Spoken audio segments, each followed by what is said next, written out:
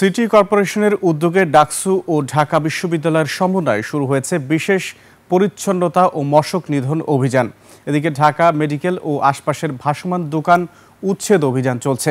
সেখানকার খবর জানাতে সরাসরি যুক্ত হচ্ছেন সিরাত আল মুস্তাকিম নিশান। ঢাকা মেডিকেল ও আশপাশের উচ্ছেদ অভিযানের খবর আমাদের জানান বিস্তারিত।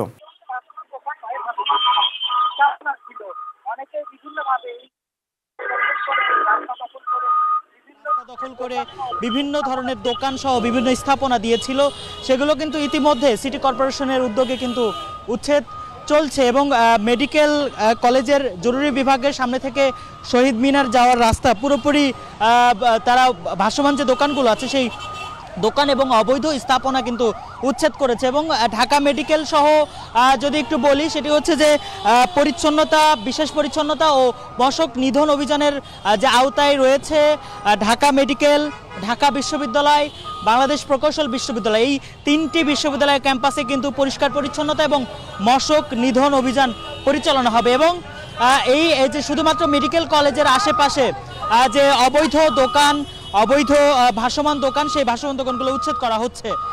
এই ভাসমান দোকানগুলোর কারণে কিন্তু এতদিন যারা রোগী ছিল, রোগী যানবাহনে যাতায়াতে কিন্তু অনেক ধরনের ভোগান্তি পোহাতে হতো। যেমন জরুরি বিভাগের সামনে কিন্তু রাস্তাটি অনেক সংকুচিত হয়ে গিয়েছিল।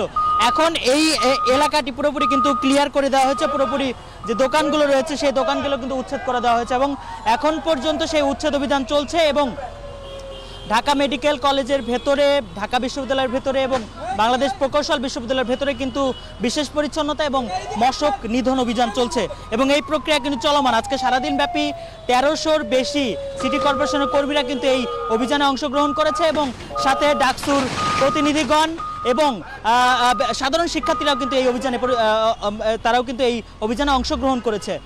সুমন, এই ছিল আমার কাছে ঢাকা মেডিকেল থেকে যে উচ্ছেদ অভিযান, অবৈধ দোকান, সেই অবৈধ দোকানের উচ্ছেদ অভিযানের সর্বশেষ। নিশান, আপনাকে ধন্যবাদ।